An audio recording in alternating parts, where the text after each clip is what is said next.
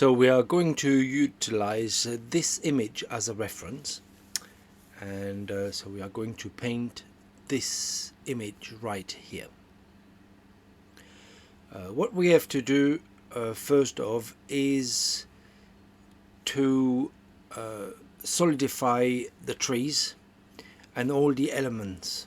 See, we have got no distinct shadows or lights, so our job there will be to solidify every single element, being the trees. Here there's a poplar tree.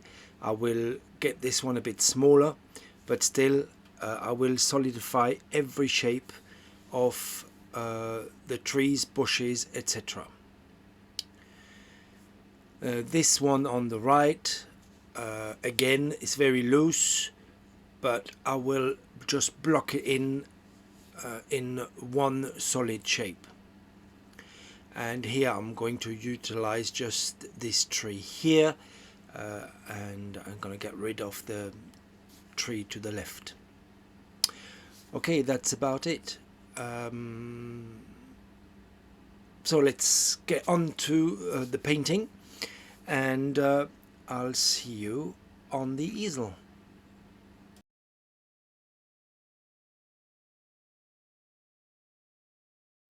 So this is our painting from a few days ago.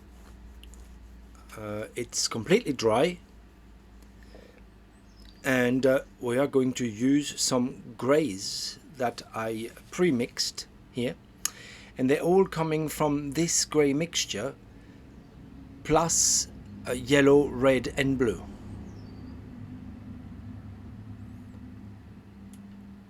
So I've done a video on this channel before where I use the grey mixture and where I show how I go about.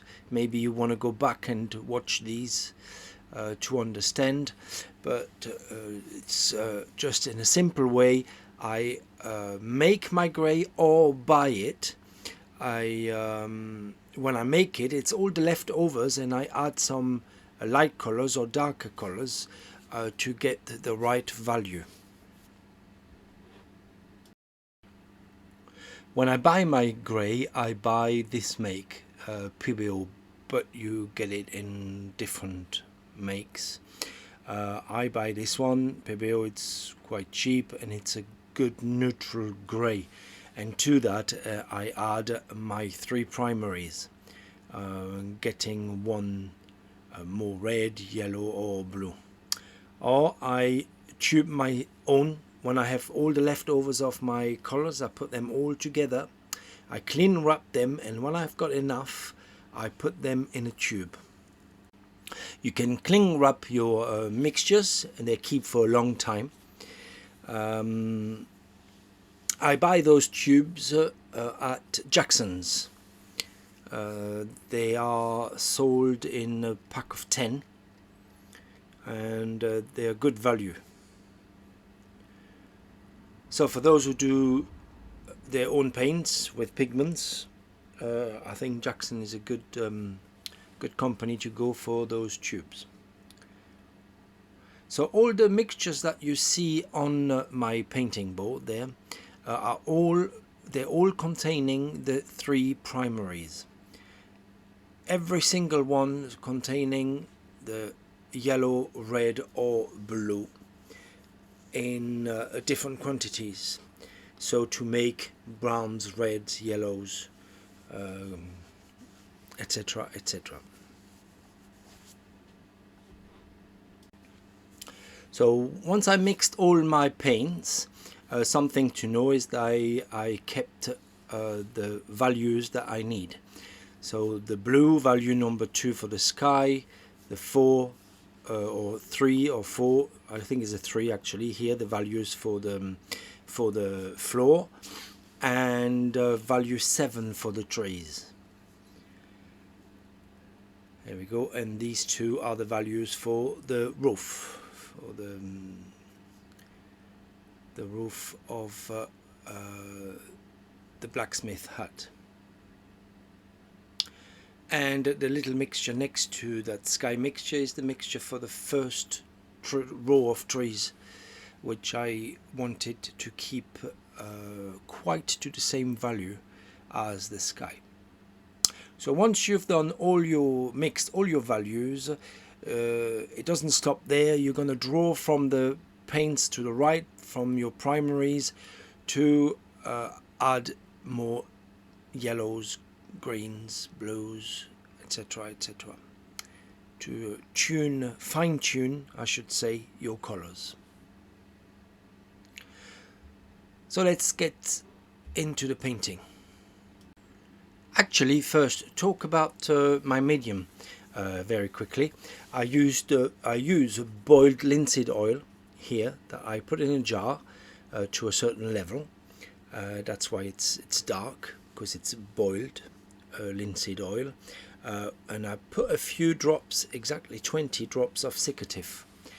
So this will act as my medium and will help to dry faster.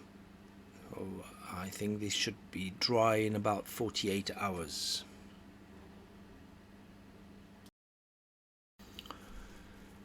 So I will fast forward the painting now at this point, because there is no point for you to watch me paint for 3 hours. I managed to condense all that in 30 minutes, not even so, and you still get everything you need to know. So to start with, here I'm putting my blue, and of course that blue will be layered. Will get lighter underneath, lighter and greener, and I'm gonna finish with a bit warmer and still lighter at the tree line. So as I said, some bits I will fast forward, and I will try to get you some music on top of it, so to be a little more enjoyable.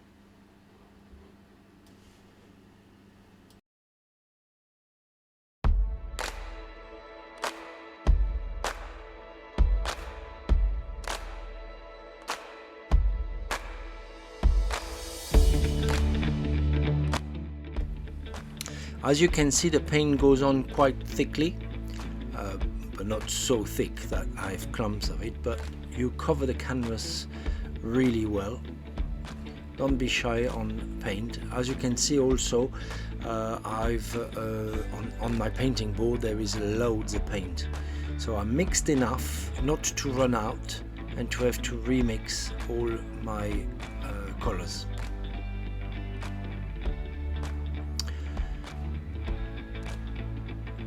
So after this initial first swap of a layer, I'll add some white and a little yellow to it to do a second layer or a second strata.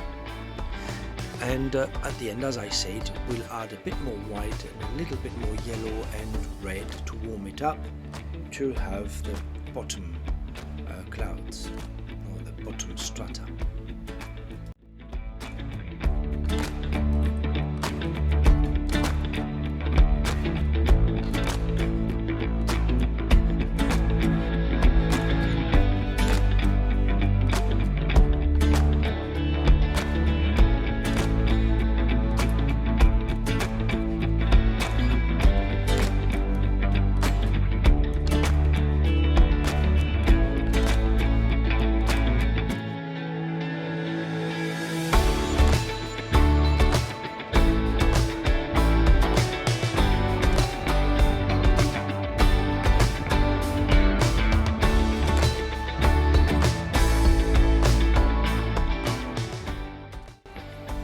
So here I'm smoothing out all the big strokes that I don't want. So very gently skip the brush over the top to smooth all the unwanted brush marks.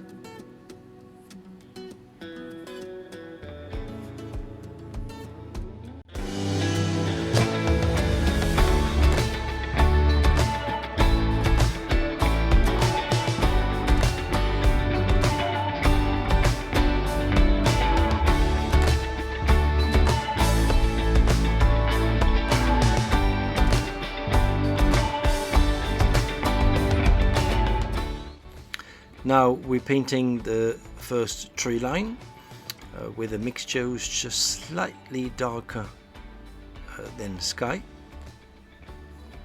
and also we keep it quite blue, green blue, so to really read distance.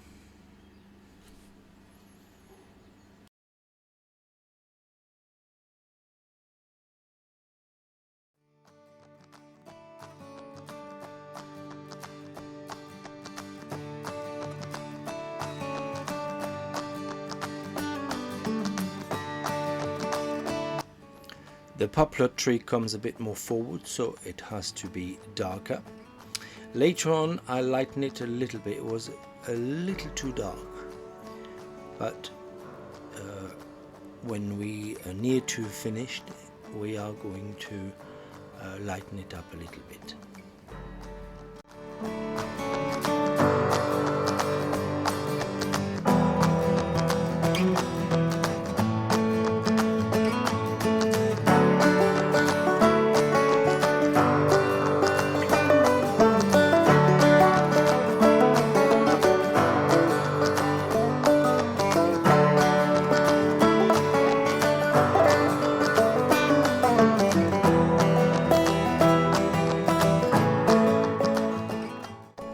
Painting the light side of the tree.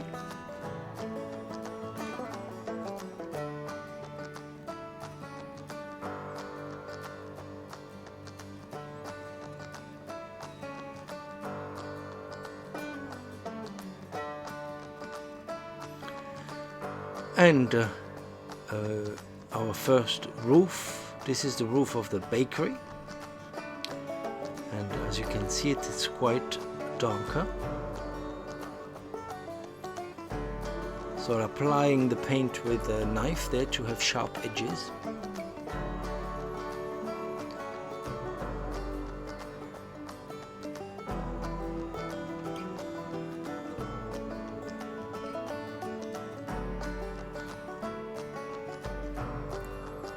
And applying the color of the chimney.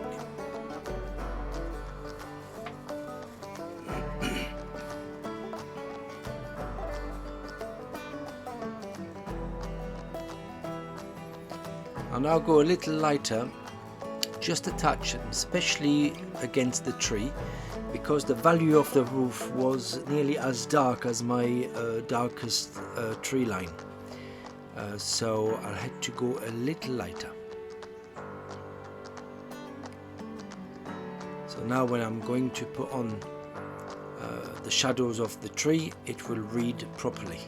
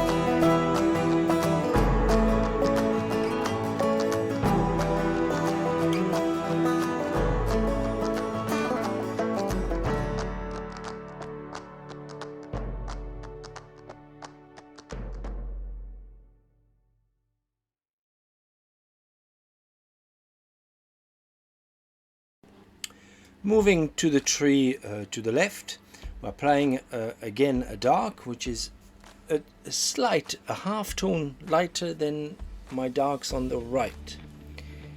But really I think throughout just the darkest dark on this side can be the same value with no problem. These will be the darkest dark apart from some notes. The darkest dark of the whole painting. Carrying on with the side of the bushes there, and so I'm going to do the same with all the different bushes and trees change the color temperature and color value slightly from one to the other.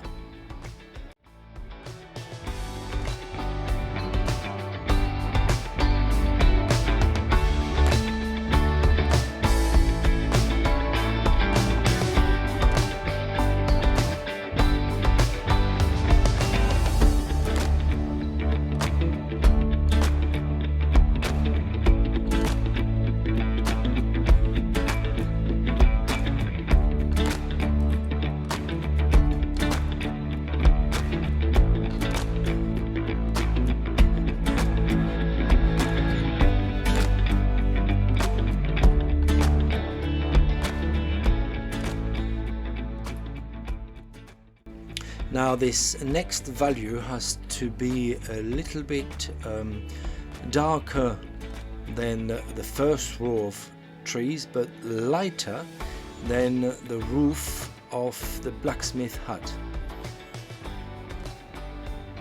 which you are going to put on very soon.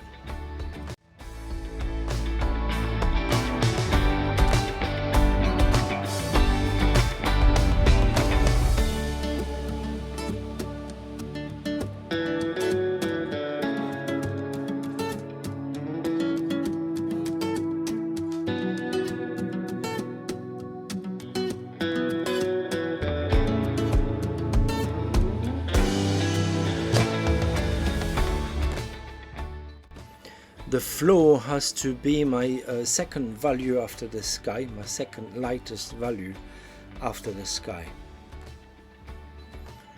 And later on the following video, we are going to break down all those big shapes. So we are going to put values within values to make it look very interesting.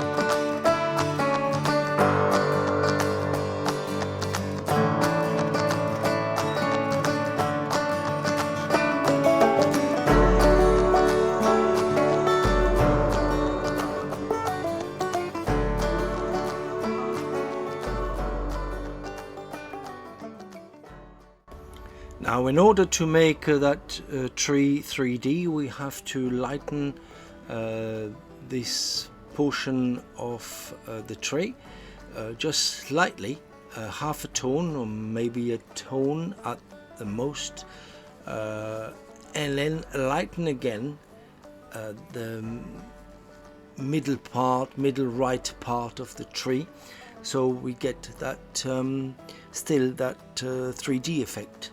See that the tree comes forward. So that's a crucial point on making trees look round. Also, you noticed over the whole painting I haven't bothered putting in any details. The most details are going to be in at the moment will be on this tree, just because I wanted to see how it would look, but the details are really gonna come in on the next painting that I'm going to do next week, or in a couple of weeks. I'm not sure yet, but very soon.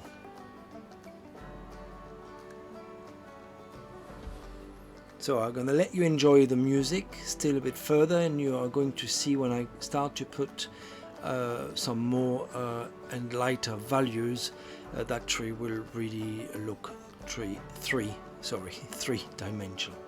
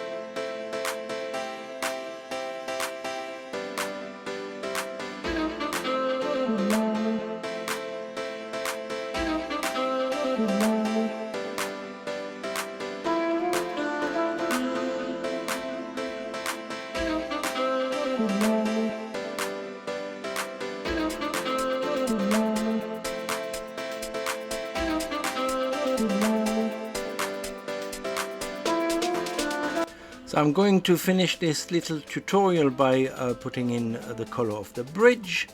I hope this helps you, and I hope you liked to see that little tutorial.